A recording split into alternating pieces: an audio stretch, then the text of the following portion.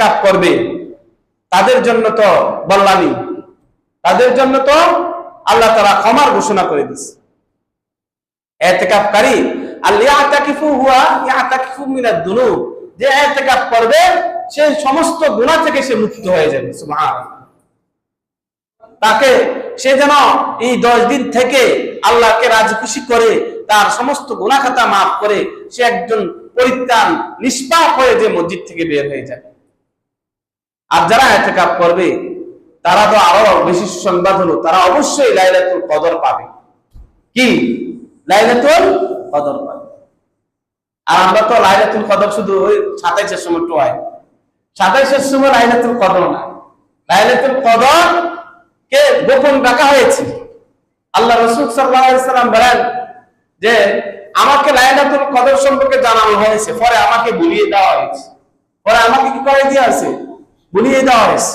সুতরাং তোমরা লাইলাতুল কদর তাহারু লাইলাতুল কদরি ফিল বিত্র, সুতরাং তোমরা লাইলাতুল কদরকে তালাশ করো বেজোর সংখ্যার মধ্যে। আরেক হাদিসের মধ্যে আছে তোমরা লাইলাতুল কদরকে তালাশ করো শেষ দশকের মধ্যে, শেষ 10 রোজার মধ্যে তোমরা কি করো, লাইলাতুল কদরকে কি করো, তালাশ করো।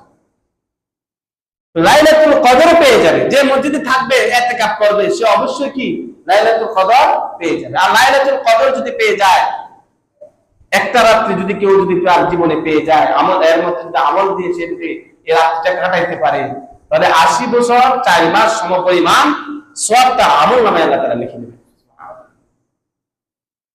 লাইলাতুল কদর খায়রুম মিন আলফি শাহর, লাইলাতুল কদর হলো 1000 মাস অপেক্ষা উত্তম। সূরা কদর, সূরা কদর অবতীর্ণ হওয়ার একটা প্রেক্ষাপট আছে। কয়েকটা প্রেক্ষাপটের মধ্যে একটা প্রেক্ষাপট হলো যে বনি ইসরাইলের এক ব্যক্তি 80 বছর ধরে দিনের বেলা যুদ্ধ করে, সকাল থেকে সন্ধ্যা পর্যন্ত যুদ্ধ করে, আর রাত্রে বেলা কিয়ামুল লাইল করে আল্লাহর ইবাদতে কাটিয়ে দেয়। যখন এটা আলোচনা, যখন সাহাবায়ে কেরামের মধ্যে আলোচনা হচ্ছিল, তখনই জিবরাইল আলাইহিস সালাম সূরা কদর নিয়ে হাজির হলেন। আর বললেন যে এই বনি ইসরাইলের লোক 80 বছর যুদ্ধ করে, দিনের বেলায় যুদ্ধ করে, রাতের বেলায় কিয়ামুল লাইল করে যেই পরিমাণ সওয়াব পাবে, এর চেয়ে উত্তম, এর চেয়ে শ্রেষ্ঠ সওয়াব আল্লাহ তাআলা আপনার উম্মতকে দান করবেন যদি সে লাইলাতুল কদরে জাগ্রত হয়ে ইবাদত বন্দেগী করে। সুবহানাল্লাহ। কত বড় ফজিলত এই উম্মতের জন্য আল্লাহ তাআলা দান করছেন, কত বড় নিয়ামত আল্লাহ তাআলা এই উম্মতকে দান করছেন।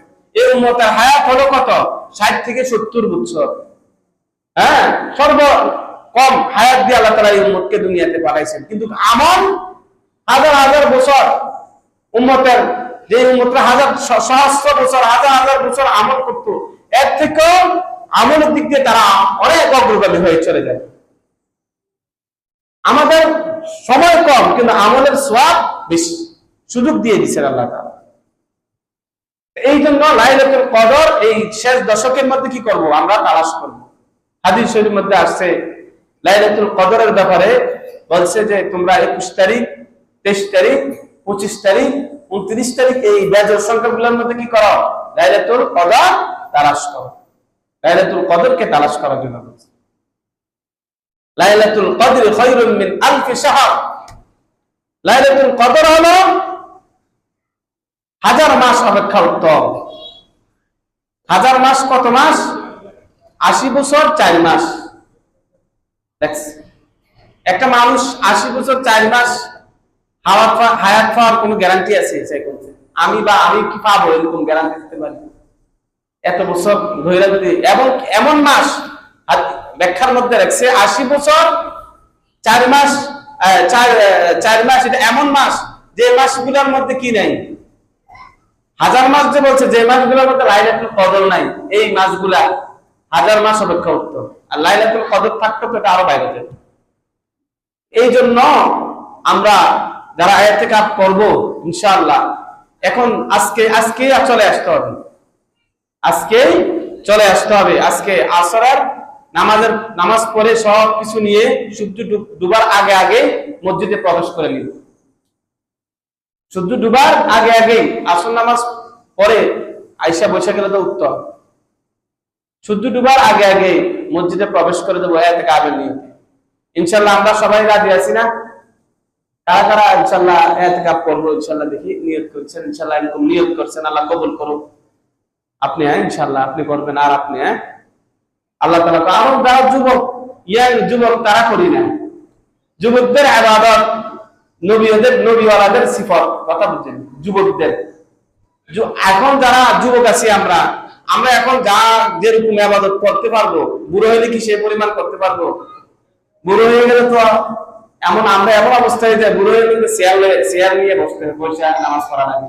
তো বুড়ো হয়ে গেছে বিভিন্ন বার্ধক্যতার কারণে, অসুস্থতার কারণে। কিন্তু যুবক কালের ইবাদত,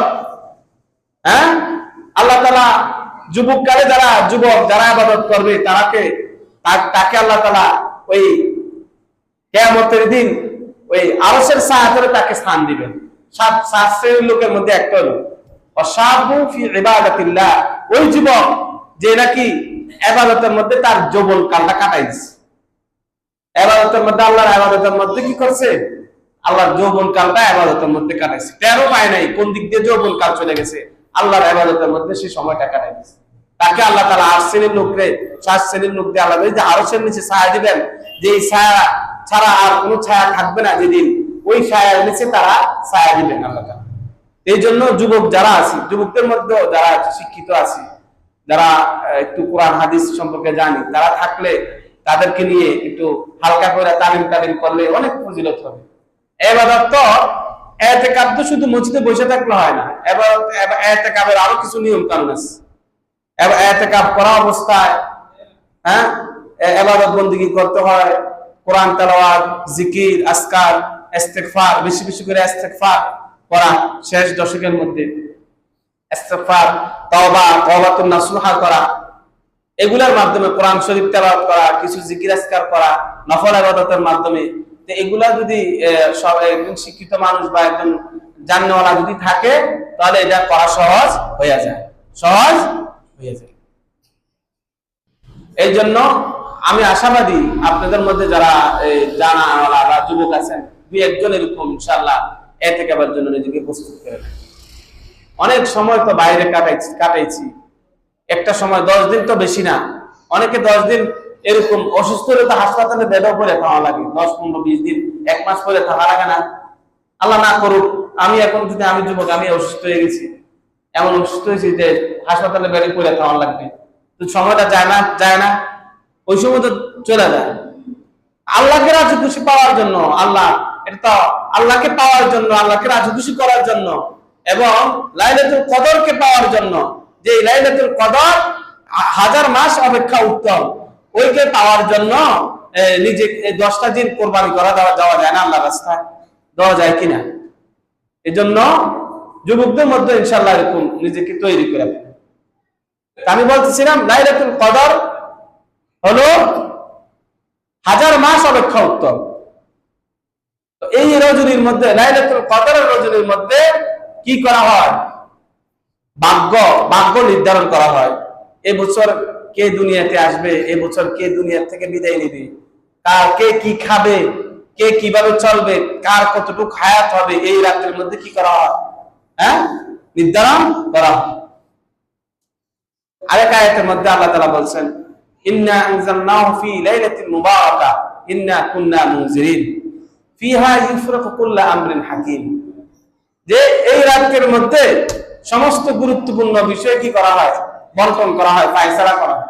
লাইলাতুল কদরের রজনীতে, লাইলাতুল কদরের রজনীতে ভাগ্য নির্ধারণের রজনী, এই রজনীর মধ্যে সমস্ত কিছু কি করা হয়? নির্ধারণ করা হয়। ফেরেশতাগণ এই রজনীর মধ্যে আসে, ফেরেশতাগণ এসে এই সবাই ফায়সালা করে থাকেন, ভাগ্য রজনী কে কি করবে সমস্ত কিছু করে থাকেন, এবং উম্মতের জন্য রহমত নিয়ে আসেন ফেরেশতারা। এই রহমত সালাম বর্ষিত হইতে থাকে হাত্তা মাতলাইল ফজর, ফজর পর্যন্ত এই রহমতের ধারা বর্ষিত হতে থাকে।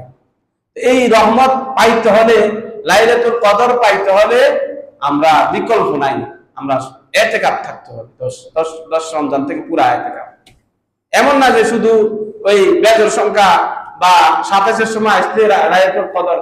হাদিসের মধ্যে এরকম আছে কোন বছর লাইলাতুল কদর 21 রমজানে চলে যায়, কোন সময় 23 রমজানেও যাইতে পারে, কোন সময় 25 রমজানে যাইতে পারে, কোন সময় 27 রমজানে যাইতে পারে। এ বলা যায় না কোন রমজানে কোন কোন তারিখে যায়, এটা কোনো নির্দিষ্ট না। এই জন্য পুরা 10 দিন কে যদি থাকে তাহলে সে অবশ্যই লাইলাতুল কদর পাবে। এই জন্য আমরা সবাই নিজেকে লাইলাতুল কদর পাওয়ার জন্য আমরা ইতিকাফ করার নিয়ত করি, এবং যদি নাও পারি অন্তত পক্ষে 21 তারিখ, 23 তারিখ, 25 তারিখ, 27 বা 29 এগুলোর মধ্যে আমরা জেগে জেগে নামাজ পড়বো, কিয়ামুল লাইল করবো, কোরআন তেলাওয়াত করবো, জিকির আজকার করবো। সবচেয়ে উত্তম জিকির একটা জিকির আছে, এটা যদি কেউ পড়ে তাহলে তার সমস্ত গুনাহ আল্লাহ তাআলা মাফ করে দিবেন। সেটা হলো জিকরুত তাওহীদ, একাত্মবাদের জিকির। লা ইলাহা ইল্লাল্লাহু ওয়াহদাহু লা শারীকা লাহু লাহুল মুলকু ওয়া লাহুল হামদু ওয়া হুয়া আলা কুল্লি শাইইন কাদির। এতটুকু লা ইলাহা ইল্লাল্লাহু, এটা বেশি বেশি করে পড়বেন যারা ইতিকাফে আছেন। লা ইলাহা ইল্লাল্লাহু ওয়াহদাহু লা শারীকা লাহু লাহুল মুলকু ওয়া লাহুল হামদু ওয়া হুয়া আলা কুল্লি শাইইন কাদির। এটা অনেক বড় ফজিলত এই জিকিরটা। আর এত বড় নাম বললে অন্তত লা ইলাহা ইল্লাল্লাহ, লা ইলাহা ইল্লাল্লাহ মুহাম্মাদুর রাসূলুল্লাহ, কালিমাতুত তাওহীদ, এটা বেশি বেশি করে জিকির করবেন। আরেকটা জিকির হলো সুবহানাল্লাহি ওয়া বিহামদিহি সুবহানাল্লাহিল আযীম, এটা বেশি বেশি করে পড়বেন।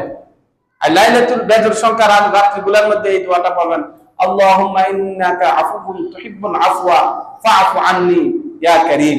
এই দোয়াটা পড়া বেশি বেশি করে পড়া। এইগুলা জিকির আজকার করবো আর বেশি বেশি করে ইস্তিগফার করবো আল্লাহর কাছে। আল্লাহ আমাদের সবাইকে মাফ করে দিবেন।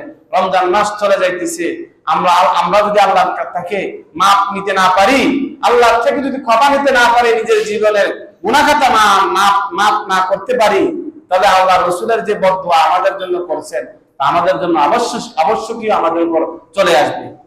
হ্যাঁ, আল্লাহ রাসূল বলছেন না যে রমজান মাস পাইলো, যে তার গুনাহ খাতা মাফ করতে পারলো না সে ধ্বংস হোক, বলছে কিনা হাদিসের মধ্যে আছে।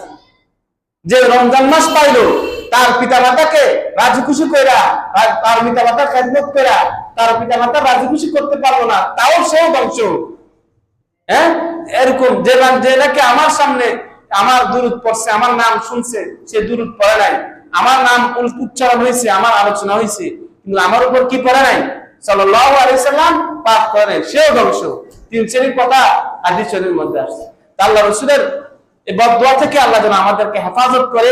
এই জন্য বাকি যে 10 দিন আছে, কোরআন তেলাওয়াত, জিকির আজকার, তাহলিল, কোরআন নামাজ, নফল নামাজ, রোজা, বিভিন্ন ধরনের মাধ্যমে আল্লাহর কাছে আমরা কি চাবো? ক্ষমা চাবো। আল্লাহ আমাদেরকে ক্ষমা করে দেন। আল্লাহ তাআলা আমাদের সবাইকে তৌফিক দান করুন। ওয়া আখিরু দাওয়ানা আলহামদুলিল্লাহি রাব্বিল আলামিন।